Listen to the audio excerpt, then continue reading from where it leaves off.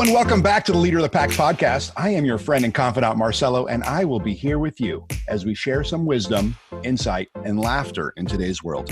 I get the privilege of chatting with Natan. Well, I'll be honest, I have the privilege of chatting with him a lot, and he's a great man. So today we get to talk a little bit about leadership. So we're going to talk about leadership and consistency and where the feedback comes as a leader. So Natan, first off, it is great to have you back on the show. Thank you for having me. I loved what and you said. By the way, you guys can't see, but that intro, Marcelo says with a smile on his face. You guys don't get to see that, but he's excited to intro this podcast.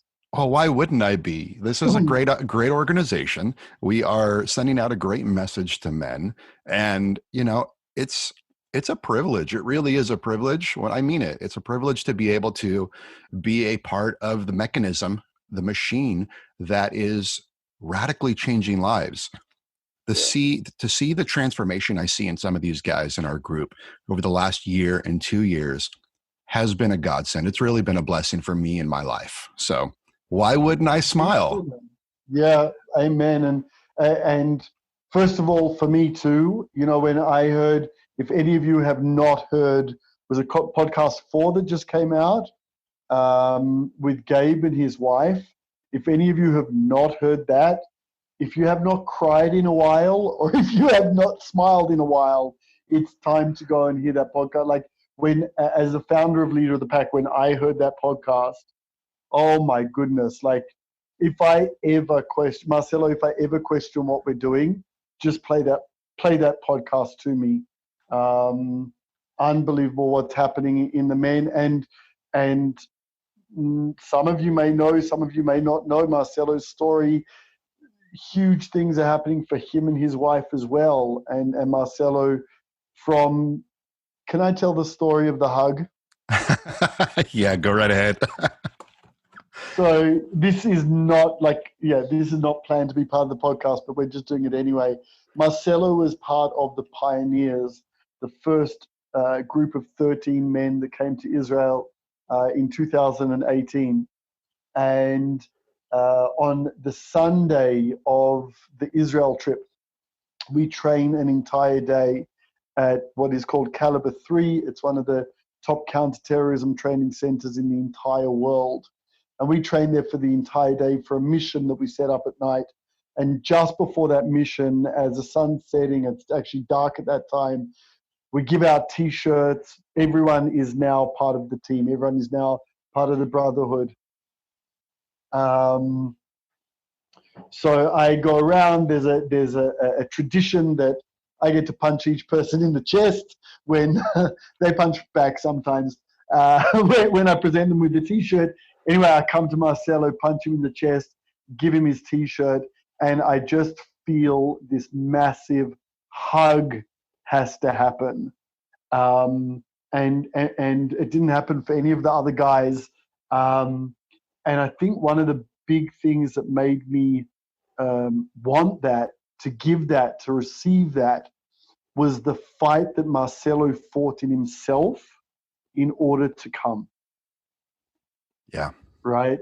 I knew Marcelo to an extent, and I was pushing him to come. His wife was trying to inspire him to come, and he went through such a you went through such a battle with yourself, and then you came and you found yourself in such or parts of yourself in such crazy ways, and I could just feel it then. I could feel it from you. So that's why you got a hug. That was so great. Yeah, we'll talk about that some other time for sure. That's another podcast. That was definitely for those of you out there. Every year we head to Israel, and we really embark in a training that really works on that man in the mirror, and that was the pinnacle of the week. That was by far for me the biggest step that I've taken, in a sense that I made the right choice. You know, we talked a little bit about with Gabe about how his wife pressured him to go, and he's like, worst case scenario, I get to see I just get Israel. to come to Israel. I get to come see Israel, right? And I'm not going to lie, there was a part of it that I was like, oh, I'm going to go. My wife had gone previously with her business coach, and she saw a lot of wonderful things. And I said, I wish I would have gone. Okay. And I didn't go at the time because I was still in my muck. I was still in the thick of it for my life. But yeah, that was awesome. There was a hug there that really solidified that it was important for me to be there, and it was important for me to be a part of this organization forever, really forever. Yeah. So thanks for the hug, Thank bro. you. It's a pleasure. Thank you for hugging back. All right, what were we talking about? All right, well, let's get into it. We're talking about leadership today. Let's get into this. So, so Natan, I have a question. Like, does a leader lead according to their followers or according to their mission? We see this a lot nowadays. Am I being presumptuous to say that a leader needs to drive forward with his mission, good or bad? Or is there a pivot point in there that the leader and the mission change based on his followers? Such a brilliant question. You won't be surprised for me to answer. My belief is that it's both.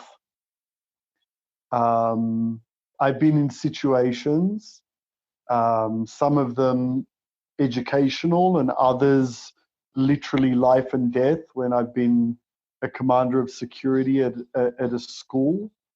Whereas if in those cases, if I did not stay true to what I believed the mission was as the leader, if I did not stay true to that and I listened to my followers, I would have had children in ambulances. Wow. I would have had literally people who had just committed a robbery and were running around with weapons run through my school. Those that were following me went into fear mode and did not want to believe what we were reacting to. So I had to not take their advice at that moment and command them fully. And thank God, they did follow that command, because at the end of the day, if you've trained well enough with those people and you know how to lead, whether they disagree with you or not, they recognize that at that moment is time to follow, and later they can argue. We've all had those times in our families on, less stressful situations, right? Where we've just said to them, guys, this is what we're doing now. You can argue with me about it later, but this is what we're doing, simple. You're going home from the beach, all the kids want ice cream, and you know that if you don't get them home to bed now, it's going to be crazy, and nothing's going to go right. Everyone's going to be arguing. Guys, sorry, this is the mission. The mission is, we've had a wonderful day at the beach. I know you all want ice cream. I want to give it to you, but this is what's happening, right? I'm just trying to give like a less intense but example. that's truly it. And, and I feel that dynamic happening in our home where currently, we have to stick to our mission.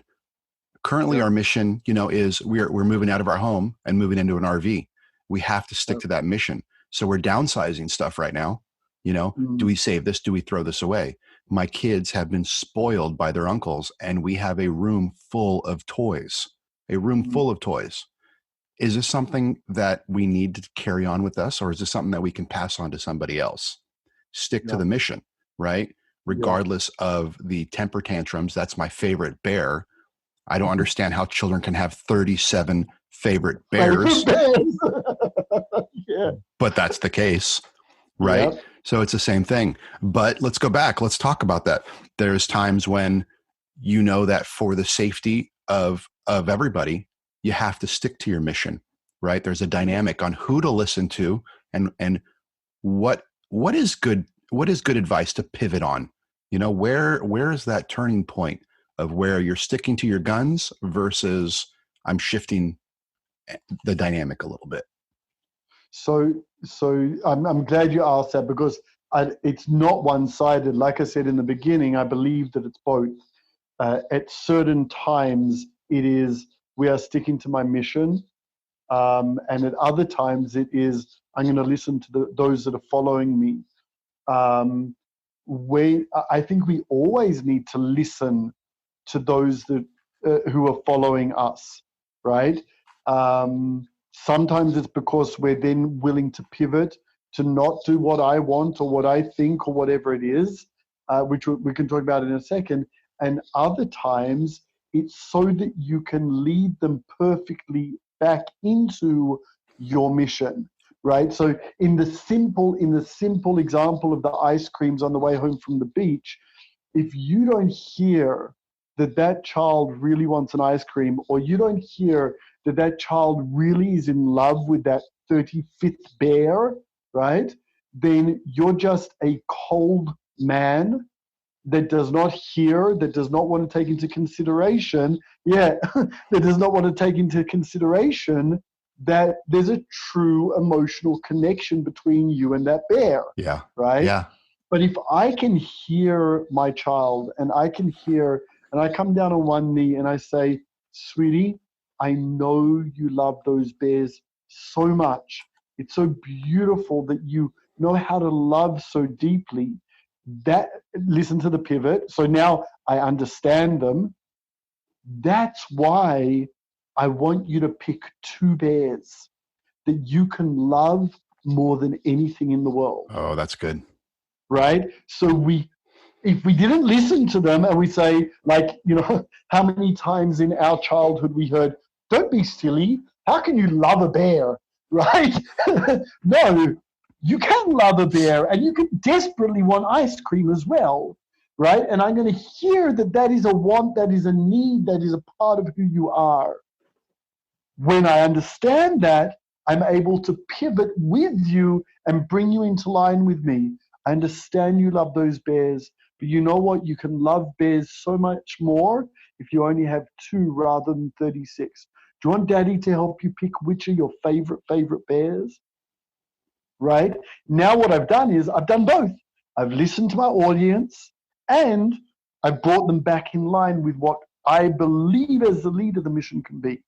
Now, there are times in my life that most of the time, to be honest with you, most of the time, I don't care what happens. The saying in my family is, if it doesn't go against my priority system, if it does not go against my belief system, Dad doesn't care. What you want for dinner, I do not care. Whatever is easiest for you. Where do you want to go for holiday?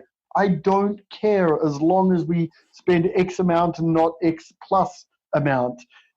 How many people should we have over for lunch? I don't like there are so many things that I really do not care about. Not because I'm cold, but because it makes no difference to my life. That when I speak up and I say, guys, stop. We're only having 4 people to the dinner party. Or guys, stop. Or we're not going for 7 days. We're going for 10 days. Like whatever it is, what I try to do is save my voice for when it's really serious. Because if a leader constantly is expressing what they want, what they need, what they want, shut up, dude. Like, it's a little boy who cried wolf. Yeah. So if you're demanding pizza tonight, why is that any more important than demanding that everyone gets into the bomb shelter? Right? Like, where's the difference? Mm-hmm. Totally. And we see that in mainstream media these days, where everything is the end of the world. Everything is the end of the world. Well, I'm sorry. Yesterday was the end of the world. The day before that was the end of the world. So that's absolutely spot on. Spot on. Yep. That's so good. So a lot of people say to me, okay, so that's really fine. I can do that. I can save my breath until it's really needed and I really believe in something. I can go with my mission. I can listen to my audience and respond to them and pull them back into the mission.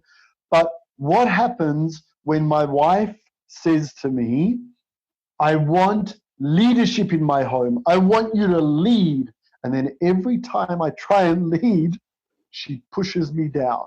Oh. Right? If you're listening to this, put your hand up. Put your hand up. If that has ever happened to you, you're being asked, begged by your wife, come on, Natan, I need leadership in this marriage. I need to know what you want. All right, sweetie, so what I want is X, Y, Z. Why would you want X, Y, Z? That's a big That's problem. spot on right there. I want leadership, but when you do step up to lead, there's nothing but resistance coming from you, from your spouse, from your coworkers, from your boss. Yep. So I think that is rooted in a few things. The first thing is, like we said, if we constantly express our wants and our needs, we must communicate, right? But when we communicate our wants and our needs all on the same level, like you're saying, it's always the end of the world, right? Then our wife and our children will not take us seriously. Same thing as if we're always raising our voice at the children, when the you know what hits the fan and we desperately need them to respond right now, they're going to think Dad's just shouting again, right? So the same thing, if we are abusing our position of power, our position of leadership, right? You know, I always say leadership is not about power, it's about responsibility.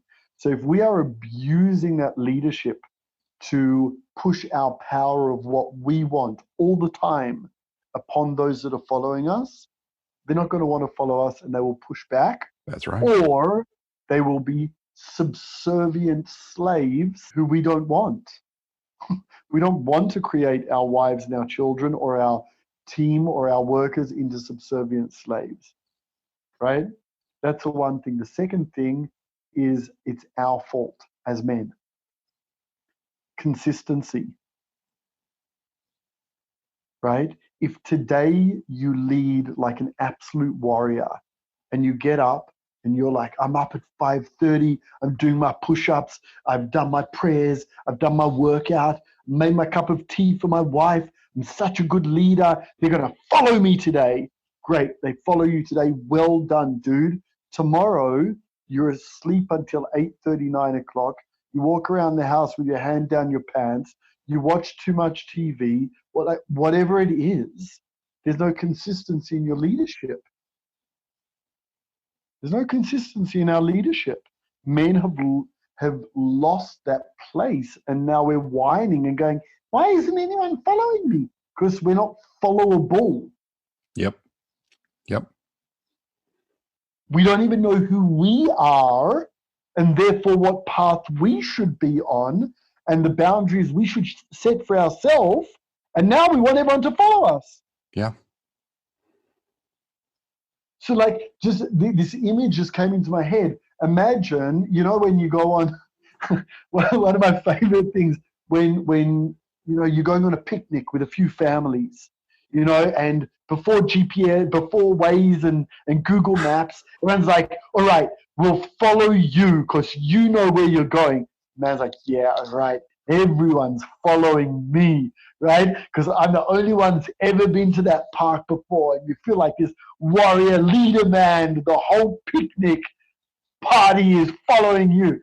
So my favorite thing is when you come to a roundabout. Do you guys call it a roundabout? Like, yeah. So when you come to a roundabout and you know everyone's following you. Oh my so gosh. You go around, you go around, and then you go around again, and you go around, and the kid's like, Dad, why are you doing that? And you're like, because I'm playing tricks on the people behind me.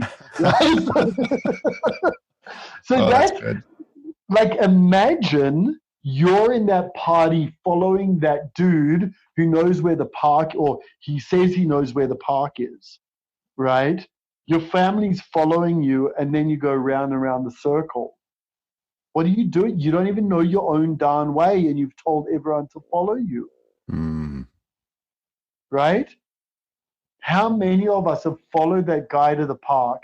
And the most frustrating thing is when he pulls to the side of the road and he doesn't, no one can see what we're doing. You're like, wind your window down. And you're like, he doesn't know where he's going. He's going to now ask, he's going to ask me. He should have asked me to be the leader in the first place. Oh my gosh. So that's the consistency problem. If you don't know who you are, you don't know where you're going. Today you're an amazing leader, tomorrow you're a bum.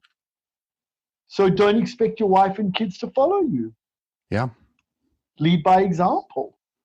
Lead by example. So I think they're the key element. We've spoken a lot in the negative, but put them in the positive. Be consistent. Know who you are. Spend time understanding who you are.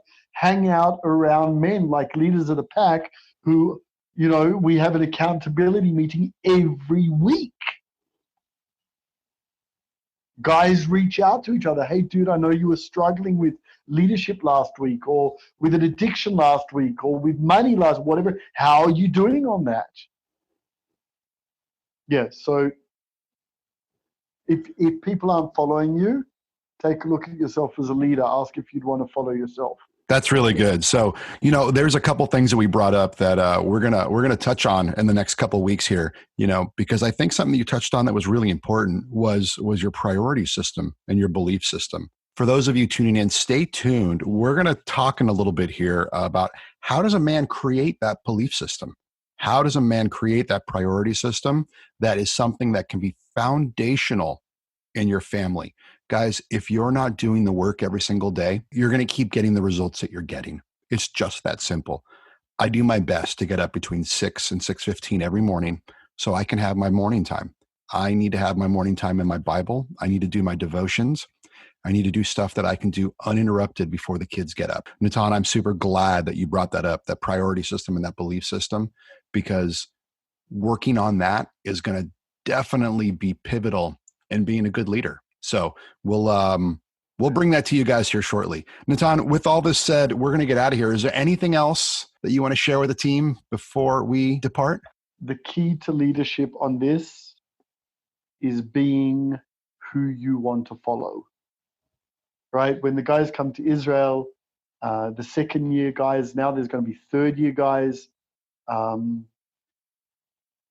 they get to be team leaders. And I always say to them, if you don't have a job right now as a leader, your job is to follow perfectly. Yes. Fall into line. So to be the perfect leader, ask yourself every day, would I follow myself? If you have a crazy home right now, ask yourself at night, would have I followed myself? If I was one of my kids, if I was my wife, would I follow me? If the answer is no, then do that hard search and listen to the next podcast.